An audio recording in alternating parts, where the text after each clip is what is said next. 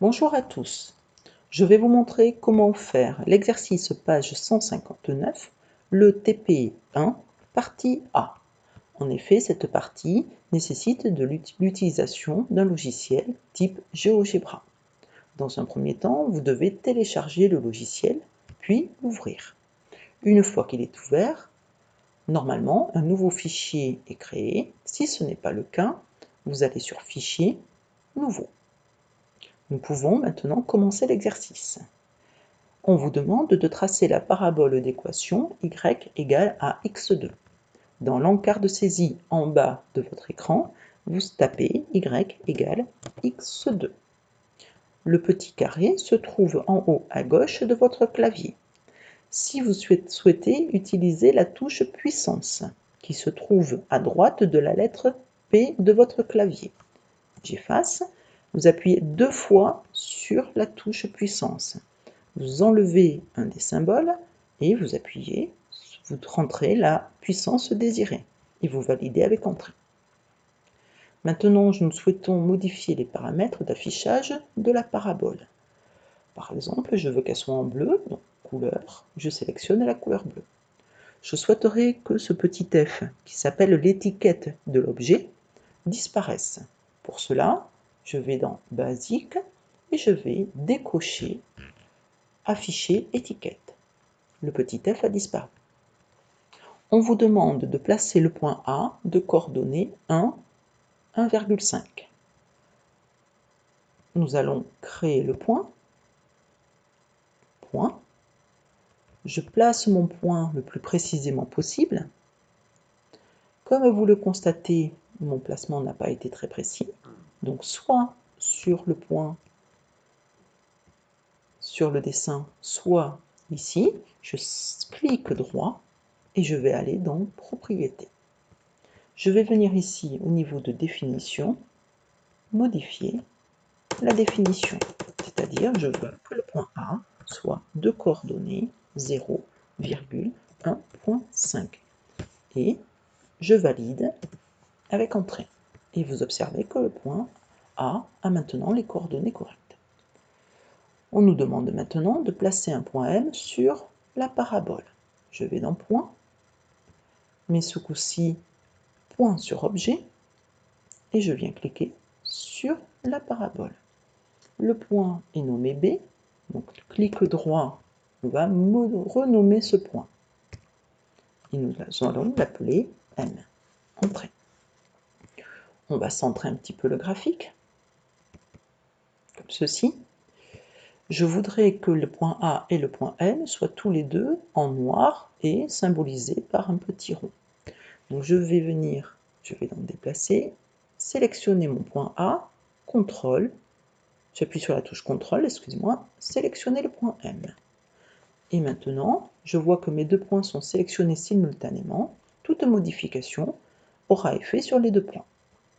Par exemple, je veux modifier la couleur. Je veux qu'il soit en noir. Je veux modifier le style. Je voudrais que ce ne soit pas une croix, mais un rond. Donc maintenant, je m'aperçois que le rond a un diamètre un peu large, donc je vais diminuer la taille du point. Je mets à 3. Vous remarquerez que les modifications ont agi en même temps sur le point A et sur le point M. Maintenant, on nous demande dans l'énoncé de s'intéresser à la distance AM. C'est la longueur du segment AM. Pour cela, je vais créer le segment AM, AM. Je souhaiterais qu'il soit en rouge comme dans l'exercice. Donc je vais sélectionner mon objet, soit directement sur l'objet en cliquant droit, soit ici en cliquant droit aussi. Je peux modifier la couleur, comme ceci. Et maintenant, ici, j'ai l'étiquette. Ils l'ont appelé petit g. Je ne voudrais pas qu'il y ait ce petit g qui reste affiché. J'appuie sur Basique. Et je voudrais qu'à la place de ce petit g apparaisse la longueur du segment. Pour cela, dans Afficher étiquette, au lieu d'avoir le nom, qui est petit g, je vais demander la valeur d'un segment sur GeoGebra étant sa longueur. Et maintenant, j'ai bien la longueur du segment qui apparaît, qui est en effet fonction de la position du point M. Maintenant, si je bouge mon point M, dans un premier temps, je m'aperçois que le point M ne peut bouger que sur la parabole et que la distance à M évolue en fonction de la position du point M. On nous demande, petit 3, petit a, d'observer l'évolution de la distance à AM. Donc, le point M étant sur la parabole, la position du point L, c'est-à-dire ses coordonnées, vont dépendre uniquement de son abscisse.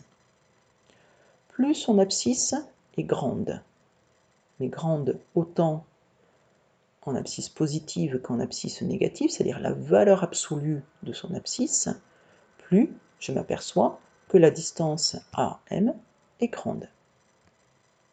Maintenant, si nous rapprochons le point M,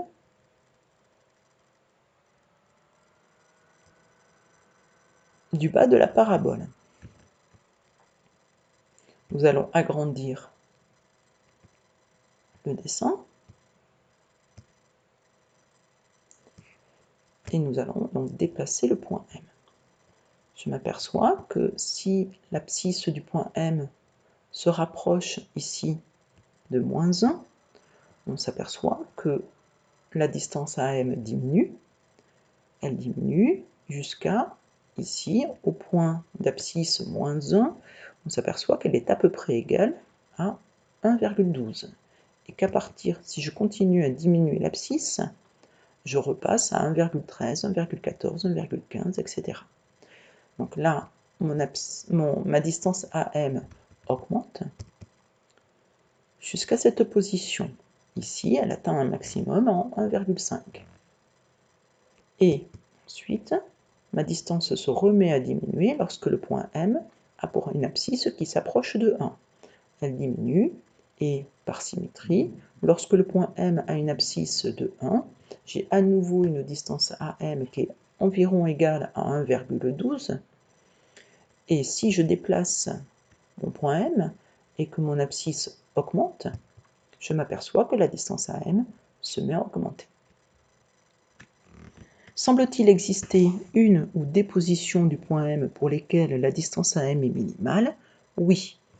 En effet, on s'aperçoit que lorsque M a pour abscisse 1 et M a pour abscisse moins 1, la distance AM est minimale et vaut environ 1,12, ceci étant un arrondi.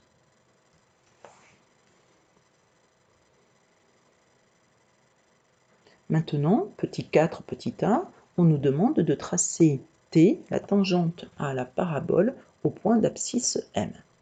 Pour cela, je vais dans Tracer des droites, ici tracer une tangente, je clique sur la courbe et sur le point M, ma tangente apparaît.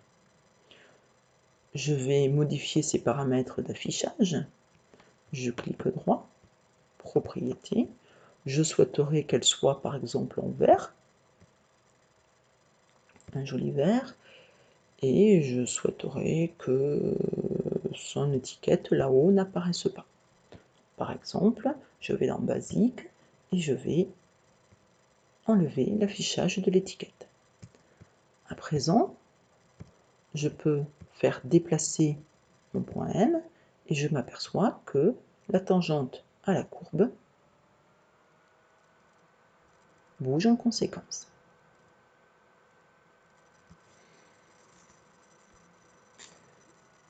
Alors, petit 4, petit b, que peut-on conjecturer sur la position de l'entangente T et la droite AM lorsque la distance est minimale?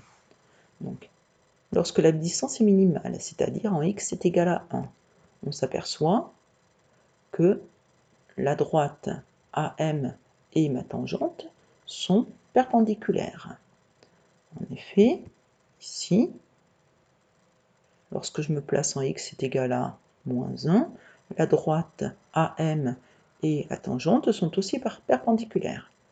Par contre, on s'aperçoit que pour x est égal à 0, la droite AM et la tangente sont aussi perpendiculaires, pourtant la distance n'est pas minimale. On peut en conclure que le fait que la droite AM et la tangente soient perpendiculaires est une condition nécessaire, mais pas suffisante.